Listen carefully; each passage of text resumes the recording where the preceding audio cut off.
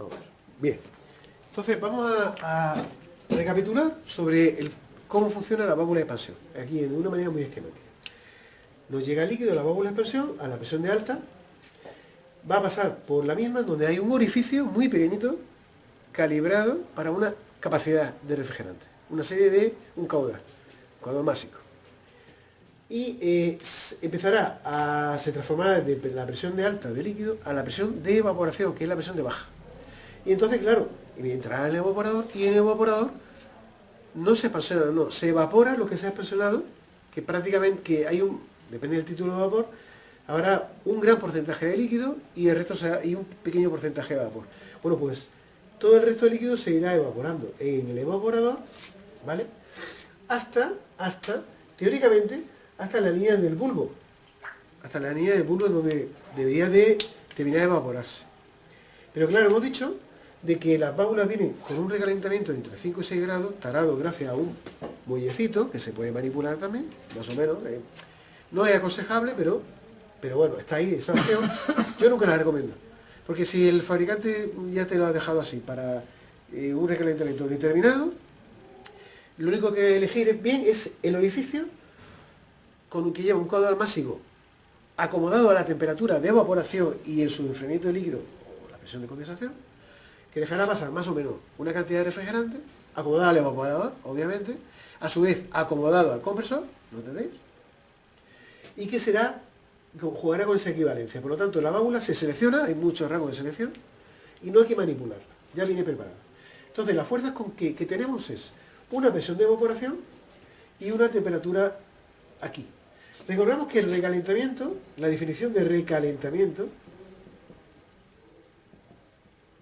¿vale?, es en temperaturas, la temperatura de evaporación, menos, ¿vale?, o pongámoslo al revés para que salga positivo. La temperatura del líquido, o sea, la temperatura del bulbo, la temperatura en el bulbo, que está en el tubo, en la salida del evaporador,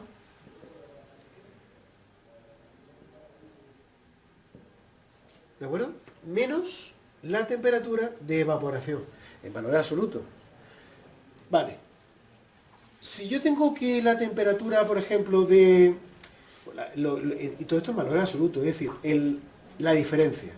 Si yo, por ejemplo, evaporo a una temperatura de 0 grados, si mi temperatura de evaporación son 0 grados, y la temperatura del tubo son 4 grados, o mejor, 6 grados, ¿cuál sería mi recalentamiento?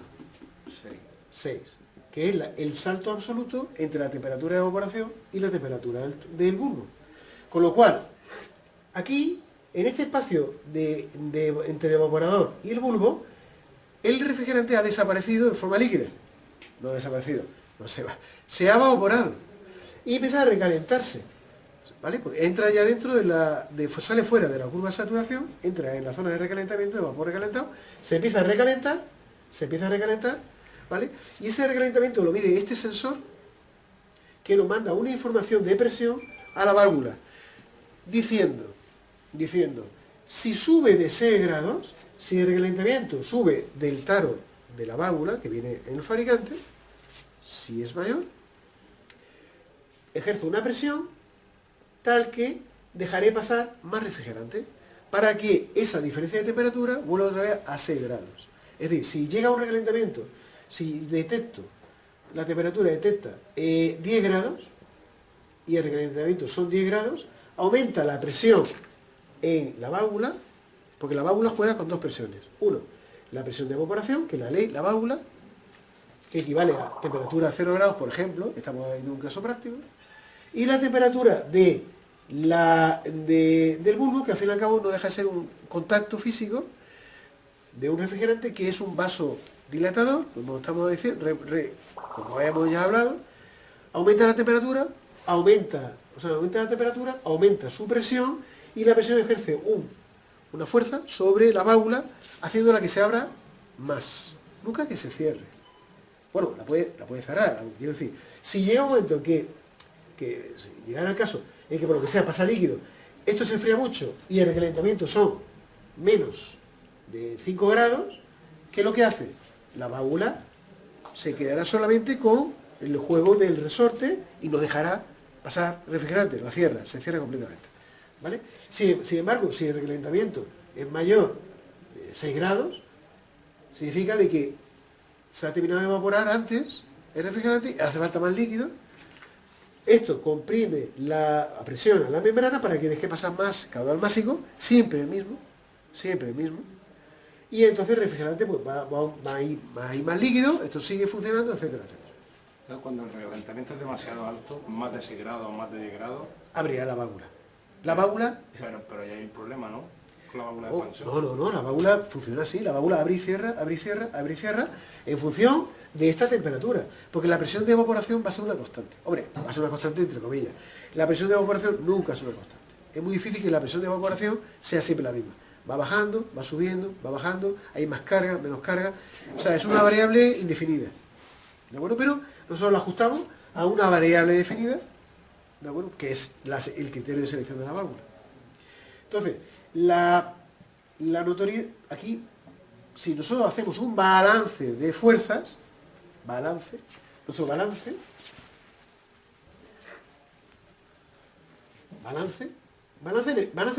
de fuerzas, en nuestro balance tendremos que, a favor, o sea, para abrir la válvula, cuando digo abrir es dejar más paso de líquido, tenemos la presión de evaporación, ¿vale? ¿Igual a qué? A la presión del bulbo, igual a la presión de evaporación más la presión del muelle, que equivale al recalentamiento definido por el fabricante. Si la presión del bulbo es igual a la presión de evaporación más su presión correspondiente, no hay apertura de la válvula. Si la presión de la temperatura del bulbo es mayor que el recalentamiento medido, mayor que 6, por ejemplo, 5, pues la válvula abre. Deja pasar. Cuando digo abrir es dejar pasar el caudal máximo consignado. Siempre que haya líquido aquí y a su presión. Por lo tanto, tiene que haber líquido y tiene que haber líquido subfrío y a presión correspondiente, su presión. Si no hay líquido, si hay pompa de vapor, la válvula, por aquí no pasa nada.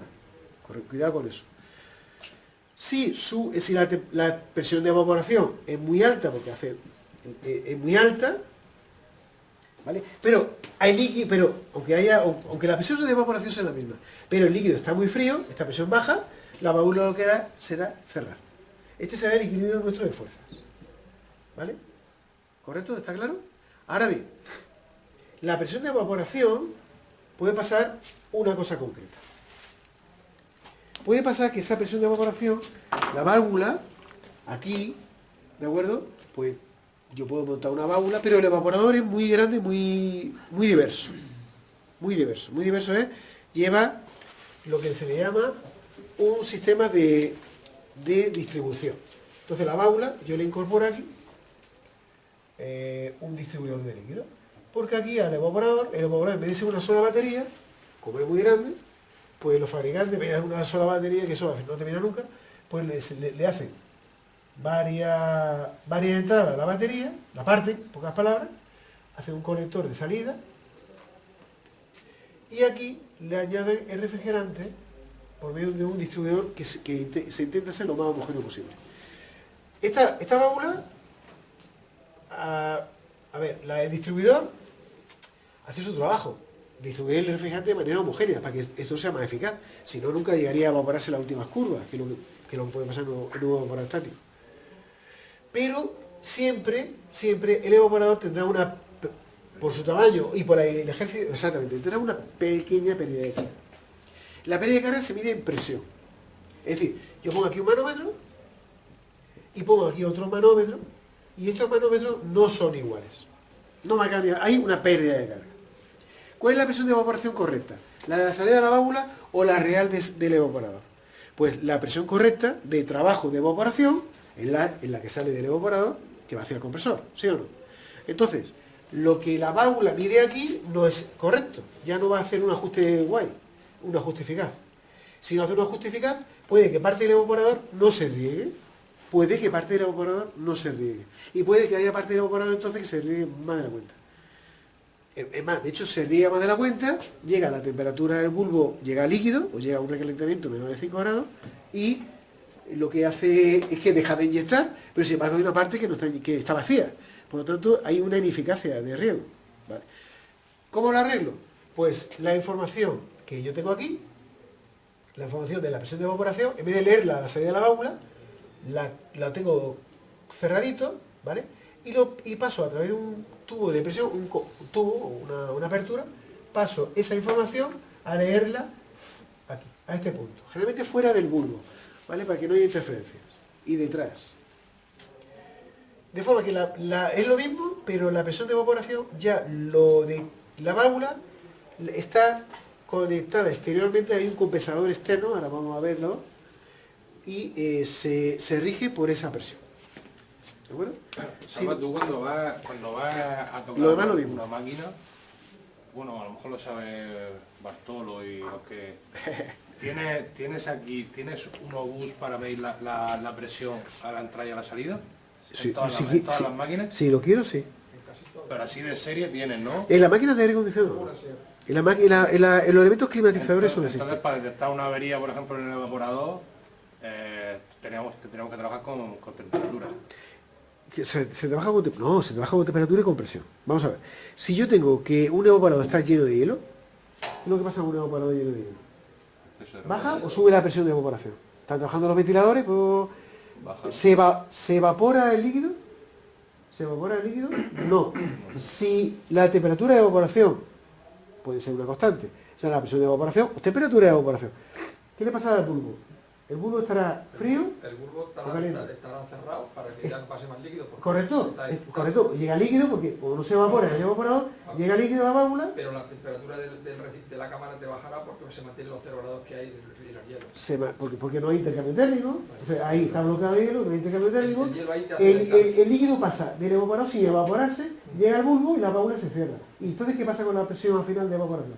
Bajará, porque al cerrarse la válvula, cuando se cierra la válvula y corta la inyección de refrigerante, el compresor está tirando, el compresor no, a no ser que el compresor se ajuste a su capacidad poco a poco, pero claro, se ajustará a la capacidad a un límite.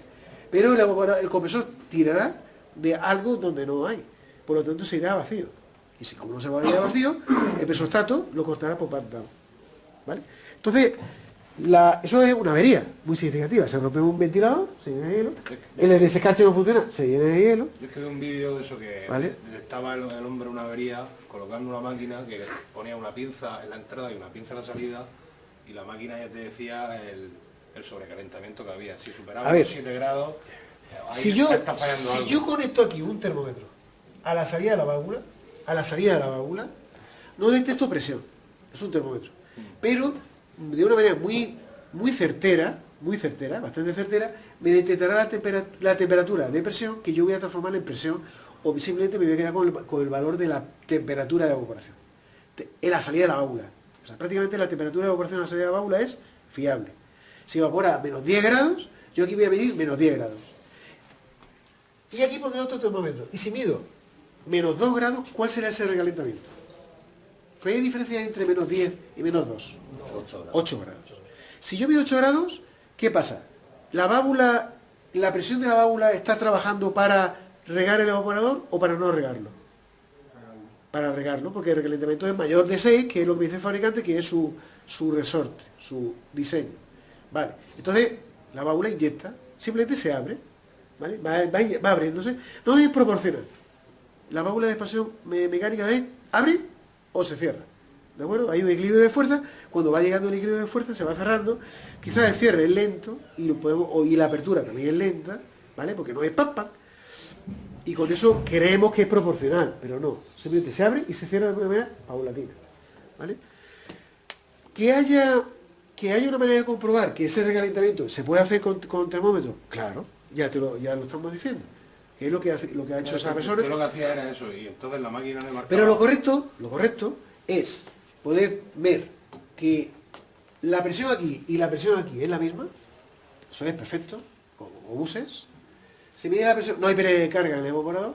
Pérdida de carga interna, no externa. Externa es el hielo, ¿de acuerdo? No dentro. Dentro es el paso de refrigerante por la batería. ¿Lo entendemos? Bien. Si la presión y la presión es la misma, eso equivale a una temperatura. Y además lo podéis ver en el teléfono, es una herramienta. O sea, en el slider o en el diagrama de Moller. Y esa temperatura se contrasta con esta temperatura. Y ahí ya podemos tomar conclusiones. Pero ¿Hay mucho recalentamiento? La temperatura de la derecha ya no estaría dentro de la campana. No, ya sale, no, porque es vapor recalentado. Ya, Claro, esto es vapor recalentado. Esto es vapor recalentado. La parte de abajo. Ya, O debe de digo serlo. Porque la primera sí estaría Dentro de la estaría en línea con la campana, pero aquella ya... No, ya se supone que no. Se supone que no. Si no tenemos un problema muy serio. Si nosotros leemos un recalentamiento de 0 grados, pues no podemos poner menos, no se va a enfriar el refrigerante, se debería de calentar. Pero igual el refrigerante entra líquido expansionado y sale igual líquido expansionado. ¿Qué recalentamiento habría? 0. Porque entra líquido, sale líquido sin evaporarse nada por recalentamiento 0. ¿Eso qué problema ocasionaría? ¿Que llegaría líquido a dónde? Al compresor. Eso es la muerte. Eso es la catástrofe. Correcto. Están las válvulas de expansión que evitan eso y lo hacen correctamente. Ese es el funcionamiento de la válvula. Ahora, si nosotros nos vamos a la figura que tenemos aquí, la única notoriedad, como estamos viendo, es que el equilibrio de fuerzas que yo he puesto ahí en la pieza es el mismo. No cambia nada. Solamente que la toma de la presión de la válvula ya no la hace aquí, en la misma válvula. Esta presión, que nosotros vemos aquí, este manómetro, ya no nos sirve. Nosotros usaremos esta otra presión, que como vemos, es un poquito más bajita. Fijaos, aquí ya marca una presión de menos 15 grados y aquí de menos 20. Esos 5 grados de diferencia, ¿qué ha pasado? Se han transformado en pérdida de carga dentro del evaporador. Por lo demás, el ajuste de esta válvula, o sea, el equilibrio de balance de fuerza de la válvula, es decir, la fuerza del resorte, la fuerza de la presión de evaporación y la fuerza que obliga a abrir la válvula, que es la temperatura del bulbo, la presión correspondiente a la temperatura del bulbo, o del líquido que hay en el bulbo, ¿vale? Llega a su equilibrio. ¿Lo vemos? ¿Está claro? Es exactamente igual aquí. O sea, usando esta válvula, una válvula sin compensador externo, o una válvula con un compensador externo. ¿Qué es eso? Es un medidor de la presión de evaporación real. ¿Correcto? Bien, eso es todo para este vídeo. Muchas gracias por vuestra atención. Recordad que si tenéis alguna cuestión sobre algún tema, pues no dudéis en consultarla, que la intentaremos resolver lo antes posible. Así pues, también os agradecería mucho que compartierais este vídeo y por supuesto nos vemos en el siguiente. Hasta pronto.